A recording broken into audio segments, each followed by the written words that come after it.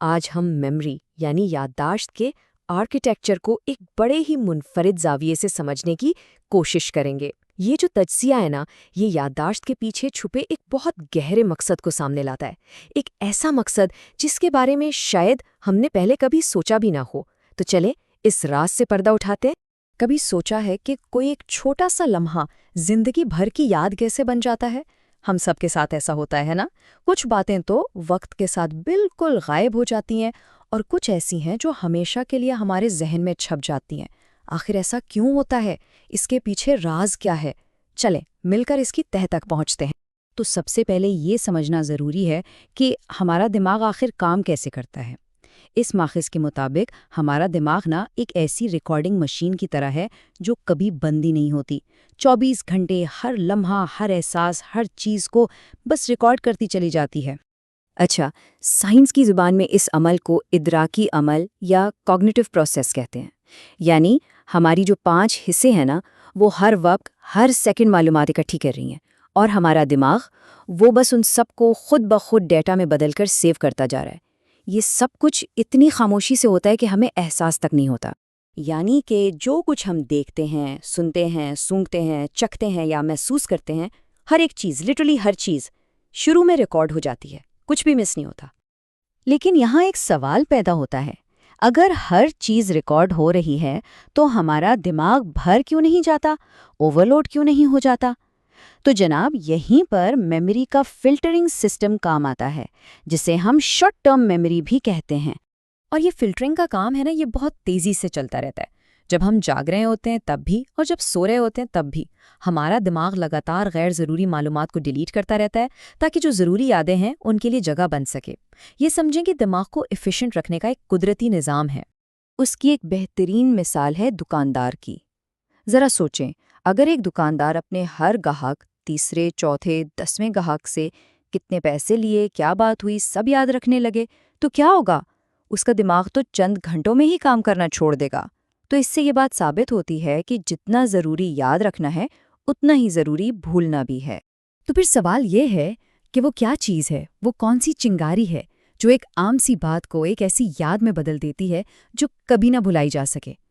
اس ماخذ کے مطابق اس کا ایک بڑا خاص طریقہ کار ہے، اور وہ فارمولا ہے خیال جمع جذبہ۔ جی ہاں، تھاٹ پلس ایموشن۔ جب بھی کوئی واقعہ، کوئی خیال کسی گہرے جذبے سے جڑ جاتا ہے تو بس وہ ایک عام بات نہیں رہتی، وہ ایک لانگ ٹرم، ایک دائمی یاد بن جاتی ہے۔ یہی وہ چنگاری ہے، وہ سپارک جو یادداشت کو ہمیشہ کے لیے روشن کر دیتا ہے۔ اچھا، یہ فارمولا اصل میں کام کیسے کرتا ہے؟ چلے ایک مثال دیکھتے ہیں۔ فرض کریں کوئی سڑک پر چل رہا ہے اور ایک اجنبی بچے کو گرتے ہوئے دیکھتا ہے۔ ٹھیک ہے، یہ ایک واقعہ ہے، ایک عارضی یاد بن جائے گی، شاید تھوڑی دیر بعد بھول بھی جائے۔ لیکن اگر وہی چوٹ اس شخص کے اپنے بچے کو لگے تو وہ لمحہ فوراً ایک والد یا والدہ کے گہرے جذبات سے جڑ جائے گا اور زندگی بھر کے لیے ذہن پر نقش ہو جائے گا۔ تو دیکھا، سارا فرق صرف اس جذباتی تعلق کا ہے۔ یہ جو جذباتی توانائی ہے نا، ماخذ اسے ایک خاص نام دیتا ہے، نفس۔ اس نظریے کے مطابق یہی نفس، وہ انرجی، وہ فیول فراہم کرتا ہے جس سے یادداشت کے خلیے میں ایک دھماکہ سا ہوتا ہے اور بس ایک عام سی یاد ہمیشہ کے لیے امر ہو جاتی ہے۔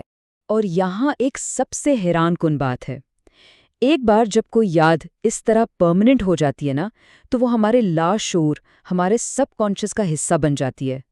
اب چاہے ہم اسے شعوری طور پر بھول بھی جائیں، لیکن وہ وہاں سے کبھی ڈیلیٹ نہیں ہوتی، وہ ہمیشہ کے لیے وہاں محفوظ ہو جاتی ہے۔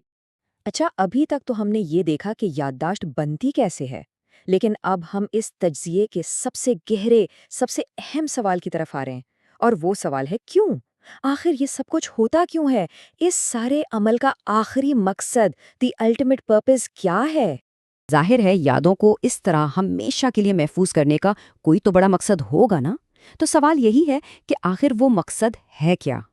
تو سنیے، ماخذ کا بنیادی دعویٰ یہ ہے کہ ہماری زندگی کے تمام اہم واقعات، ہماری تمام گہری اور جذباتی یادیں، اچھی ہوں یا بری، وہ دراصل ثبوت کے طور پر ریکارڈ ہو رہی ہیں، ایک ایسا ریکارڈ جسے ایک دن پیش کیا جانا ہے۔ اور یہ پیشی کب اور کہاں ہوگی، اس ماخذ کے مطابق یہ ہوگی روز قیامت ہمارے اپنے مقدمے کی سماعت کے لیے۔ اور جیسی یہ بات سامنے آتی ہے، یادداشت کا سارا عمل صرف ایک سائنسی معاملہ نہیں رہتا، بلکہ ایک بہت ہی گہرے روحانی مقصد سے جڑ جاتا ہے۔ تو یہ تجزیہ ہمیں ایک بہت گہری سوچ کے ساتھ چھوڑ جاتا ہے۔ ذرا سوچئے، اگر ہماری ہر وہ یاد جس کے ساتھ ہمارے گہرے جذبات جڑے ہیں، وہ صرف ایک گزرا ہوا واقعہ نہیں بلکہ ایک ریکارڈ کا حصہ ہے، ایک ثبوت ہے، تو اس سوچ کا ہماری زندگی کو دیکھنے کے انداز پر کیا اثر پڑ سکتا ہے؟